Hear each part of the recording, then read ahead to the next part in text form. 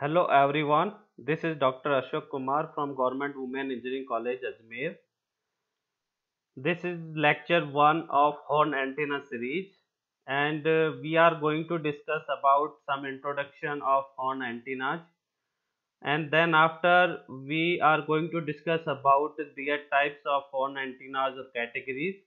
Then in which one by one we are going to discuss about the types of antennas, in which in lecture 1 we are going to discuss about the E-plane sectoral horn antenna.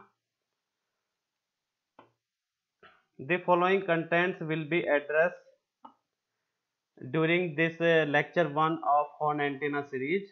First is the introduction, then after the geometry and the fields radiated by the E-plane sectoral horn, then one problem, how we can design the E-plane sectoral horn, then directivity we can calculate, and finally the problem based on the directivity of E-plane sectoral horn.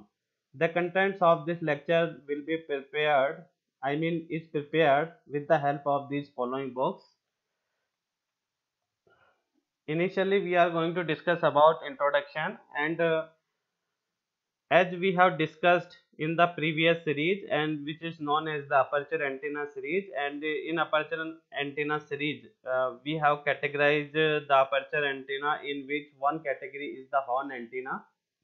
And a horn antenna is a useful and very simple radiator excited by a waveguide, so we can say it is a natural extension of the waveguide. As we have seen in a horn antenna that we are using some kind of waveguide then aperture area. In that case, with the combination of waveguide and aperture, we are saying it's a horn antenna, and we can categorize the horn antenna in important categories or some types, which are E-plane sectoral horn and H-plane sectoral horn. Sectoral horn we can categorize in the E-plane and H-plane, then pyramidal horn. And pyramidal horn is the combination of these E-plane or H-plane horn antennas, then a conical horn and corrugated horn, and some uh, various variants of these antennas which comes in the category of horn antenna. So we can say the horn antennas are excited by a waveguide, and although coaxial inputs can be provided with an additional waveguide to coaxial transition. So we can say horn antenna is a transitional device through which we can provide input using a coaxial connector with the wave to the waveguide, and then after to the aperture transition. So in the horn antenna there are two important criteria that needs to be fulfilled to understand the principle of horn antennas, in which two criteria are the input match and required radiation pattern characteristics. These two important characteristics that we have to discuss, and in the next slide the different types of typical horn antenna configuration. As you can see, this is the E-plane sectoral horn antenna. Figure B represents the H-plane sectoral horn antenna. Then pyramidal horn antenna is the combination of sectoral horn antennas, E-plane and H-plane. Then conical horn antenna, and fifth is the corrugated horn antenna. These are the very important horn antenna that are being used in practical applications, as well as we can also use as a standard horn antenna through which we can calculate any type of antenna radiation characteristics when we are considering these antenna or as a reference antennas. So the radiation characteristics of horn antennas are dependent on the current distribution on the antenna surface or on the aperture. As we have discussed in the aperture antenna, how we can identify the radiation characteristics of this type of antenna. So one important analysis you get from the horn antenna is the radiation characteristics, and the radiation characteristics of the antenna having the unidirectional radiation characteristics are having the gain about more than 10 dB I gain, as we have to analyze with respect to isotropic antenna. And second is the input match and how the transition from the input waveguide to the aperture is constructed. This is the input match, and this is very important to achieve higher gain characteristics of this type of antennas, I mean horn antennas. As it is a well-known fact in a transmission line theory that if the cross section of the transmission line changed slowly, the reflection coefficient produced by the discontinuity can be made small over a wide range of frequencies. This is the basic principle that we have to analyze in transmission line theory, and there we have seen that the reflection coefficient produced by the any component uh, is due to the discontinuity, and this is the basic principle of the antenna, and this is vary with the small with respect to the band of frequency. I mean the input impedance is varying very slowly. In that case, this principle we can also apply in the case of horn antennas, and we can get one more important advantage in the case of horn antenna. And in the horn antenna, it is possible to approximate the field distribution at any cross section in a waveguide by knowing the field distribution in the wave at the input. As we have discussed in the aperture antenna series also, the initial field distribution on any aperture surface is known in that case by utilizing the magnetic current density Js and magnetic current density Ms and electric current density Js. We can calculate the radiated field by the aperture antenna by using some important step procedure that we have discussed in the lecture 4, lecture 3 and lecture 5 of aperture antenna series. And in this series we have to analyze by using a some kind of procedure through which we can calculate the radiation characteristics of the antenna, I mean radiation pattern or radiation field equation in the E plane as well as H plane. So same principle you can also apply in the case of horn antenna, and we can analyze their radiation field radiated by some particular type of horn antennas. And these horn antennas we are using as a feed element of large radio astronomy satellite tracking and communication dishes found installed throughout the world. As you can see in our home application, where the reflector antenna is located on the roof of the on the roof. In that case, you can see it is this reflector antenna, or we can say it's a dish antenna. We can providing the feed by using a horn antenna. So we can use these horn antenna in a real life applications and some other application also, satellite tracking, radio astronomy application. Additionally, the horn antenna we are using for the calibration and gauge measurement characteristics of any antenna under test that we have to design. Then after we can analyze their radiation characteristic properties. So horn antenna is a very popular and very useful antenna that can be used in such type of applications. Then further we are going to discuss about the geometry of E-plane sectoral horn. Here you can see this is the E-plane sectoral horn, and how we can represent in their coordinate system. Here we are taking, this is the waveguide section and this is the aperture section. Here you can see this is the dimension B, and this is the dimension A. Dimension A is along the in the view of H plane, and B in the B is along the E plane. So here you can see this is the radiation, E field radiation is radiating along the B plane, I mean B dimension. Then it is called as a E plane sectoral horn. If it is radiating along the A, then it is called as the H plane sectoral horn, and H plane sectoral horn in will be discussed in the subsequent lecture. And we are taking one as a reference point, and this reference point we are taking at the transition point. Here you can see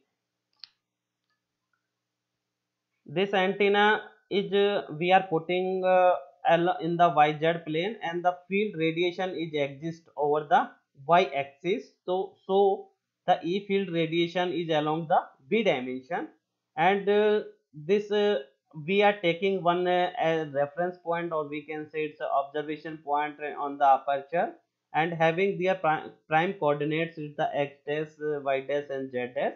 And this is the long aperture dimension b1 we are considering, and short aperture dimension a is considered. In that case, we can draw, this is the three-dimensional structure, and we can draw in a e-plane view. How we can see in a e-plane? Here you can see this is the width we have to represent in the e-plane sectoral horn is b, and we are taking one reference point uh, in the yz plane at this transitional point or transitional stage, and this is the x dash, y dash, and z dash is the observation point in on the aperture, where we have to analyze the field radiated by the is plane sectoral horn antenna. And this is the dimension we are taking. This is the total dimension of b1, and here you can see in figure a. And this, when we have to analyze mathematically, then we can say at a point y dash we need to calculate how much quadrature phase variation occurs in a horn antenna, I mean e plane sectoral horn. So at a point y dash, the distance from the reference point x y z coordinate systems is rho 1 we are considering, and along the z we have considered it's rho 1, and this is the small incremental length, and we have to represent del of y dash. So this is the parameter that we need to calculate del y of dash. Similarly, the another is the apex angle, that here you can see this is apex angle psi of e represent in the e plane. So we can calculate the total aperture apex angle, which is equal to twice of psi e. Here you can see, and this is the long dimension we have to represent rho of e in the e plane. So when we are designing the e plane sectoral horn, in that case we need to calculate the value of rho 1, or we can say rho e. Then we need to calculate the apex angle, and these two important parameters we need to calculate to design such type of antennas. So we can consider the fields at the aperture of the horn can be found by treating the horn as a radial waveguide. As we have discussed, the field within the horn can be expressed in terms of cylindrical TE and TM wave function, which includes Henkel functions. And this is important Henkel function through which we can calculate the field radiated by the horn antennas. This method finds fields not only on the aperture of the horn but also within the horn. So here you can see within the horn or on the horn we can calculate the E field or radiated field by the E plane sectoral horn. So it can be shown that if the fields of the feed waveguide are those of its dominant TE10 mode, we have to consider, and the horn length is largest compared to the aperture dimension, the lowest order mode fields aperture of the horn can be calculated by using equation 1. Here you can see the field variation is exist in the E plane sectoral horn along the EY direction. Here you can see, as we have discussed, here you can see the along the B dimension, and here you can see the field is along the Y. So we have to measure at this point. So we have considered this is the y dash coordinate system, and here you can see approximately equal to E1 cos pi upon a x dash. This field is radiated also by the waveguide, simple waveguide, and this is the multiplication factor that you can see here. And this multiplication factor we are saying is the quadrature phase equation, and this needs to be calculated with the help of this figure 2b. And these two magnetic field also exist at that point, which we have to calculate at z and x dash z. And here you can see one important factor known as the quadrature phase constant or equation, which is represented by using this expression. So here you can see in the E plane sectoral horn, the field exists is the EY field along the Y, and HZ and HY magnetic field along the Z and Y axis. One important analysis you can get, rho 1 is equal to rho E cos psi of E, and psi is the apex angle. As you can see here, this is the psi E, this is the rho E, and this is the rho 1. So we can say rho 1 is equal to rho E cos psi E. By using this simple geometry you can get. And where E1 is represent is a constant, and eta is the intrinsic impedance in a free space, which is equal to 125 or say 377 ohm. So the expression of the field of the TE10 mode for the rectangular waveguide with aperture dimension A and B1, and B1 greater than A. Here you can see in this figure, this is the B1 and aperture dimension B1 is greater than the dimension of A1. In that case we can calculate, and the term, this term e की power minus j k y dash square upon twice of rho 1 is called as the quadratic phase variation of the field over the aperture of the horn. Here you can see this is the field variation over the this aperture, and this is the quadratic phase variation, and that needs to be calculated. And flare angle psi of E, we can calculate psi of E is equal to tan inverse V1 by 2 upon rho 1 by using this figure 2. Here you can see tan psi E is equal to B1 by 2 upon rho 1. Also we can calculate psi is equal to tan inverse B1 by 2 upon rho 1. This is important. So total flare angle in a E plane sectoral horn equal to twice of psi. This is the total. So we can multiply it by the factor 2. Then we can calculate the total flare angle of the E plane sectoral horn. So the necessity of the quadratic phase term in equation 1b to d can be illustrated geometrically. Considering the again figure 2b, let us assume that at the imaginary apex of the horn show dashed line. Here you can see this is the dashed line, and this is the imaginary apex we have to consider. There exists a line source radiating cylindrical wave coordinates, as we have discussed. This is the x dash, y dash, z dash prime coordinates, and we have considered this point as a line source. At the wave travel in a outward radial direction, the constant phase fronts are cylindrical. At any point y dash at the aperture of the horn, the phase of the field will not be same as that of the origin. Y dash is equal to 0. So the phase is different because the wave travels different distances from the apex of the aperture. As you can see here, at this point and here this point, the field is vary with respect to x, y dash is equal to 0. So the field on this aperture is not same. So we can calculate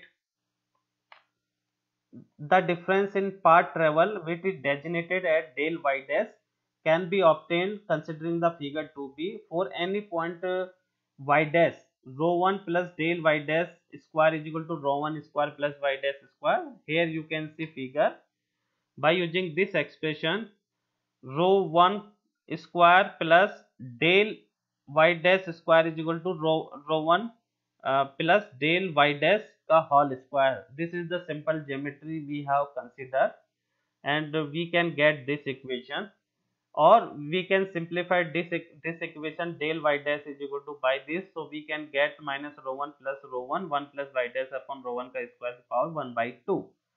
This is referred to as the spherical phase term, and by using binomial expression 1 plus x का power 1 by 2, we can retaining only the first two terms. Then equation 2a is reduces del y dash by using 1 by 2 y dash का square upon rho 1. So we can say the del y dash is equal to 1 by 2 y dash rho 1 y dash square upon rho 1, and this equation 2b, if we have to multiply by the phase factor k, then result is identical to the quadric phase term. As you can see in equation here, this is the quadric and this is the quadric equation. So we have calculated this value of del y dash, and this is very important to design of the E-sectoral horn antennas. And we have considered one example. In this example we have to understand how we can design the E-plane sectoral horn. And here the given parameters are the maximum phase deviation of the aperture, and that we have represent delta of phi maximum is equal to 56.76 degree, and the dimension of the horn are A, B and B1 are known. So we need to calculate for the designing of the E-plane sectoral horn is equal to rho 1 and twice of psi e. This is called as the flare angle.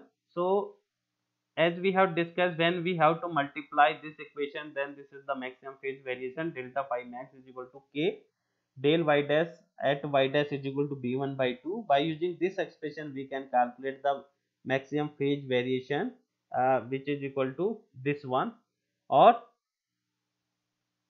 the unknown factor rho 1 in this equation is calculated by using this maximum phase variation as given. So we have calculated is the 6 lambda.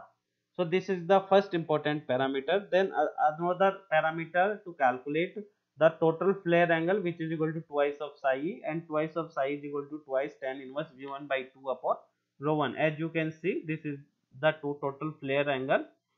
By using this equation 1f we can calculate the total flare angle. So designing of any sectoral horn antenna in E-plane, we need to calculate two important parameters which are rho 1, this is the length, and this is the flare angle. Then further we have to discuss about the directivity of E-plane sectoral horn. The directivity of E-plane sectoral horn can be computed by using this following standard procedure. They calculate the coefficient b, which is equal to b1 upon lambda root of 50 upon rho e by lambda. By using b we can find the value of ge, and ge is equal to 32 upon pi b. So we are taking the value of b by using equation 3a, then we are putting in equation 3b, then after we can get the value of ge. But this expression g of e is equal to 32 upon pi b is valid for only b less than 2. If the value of b is greater than 2, in that case how we can calculate the value of g? This is another important analysis that we have discussed in the next slide. Then in step 3 we can calculate the DE, and which is represented the directivity in the E-plane sectoral horn by considering the value of equation 3b, and which is the GE, and then after we DE is equal to a by lambda GE upon root of 50 upon rho e by lambda. So by using this expression 3c we can calculate the directivity of E-plane sectoral horn. As we have discussed how we can calculate the value of GE if b greater than 0, in that case you can consider this graph for calculating the value of b.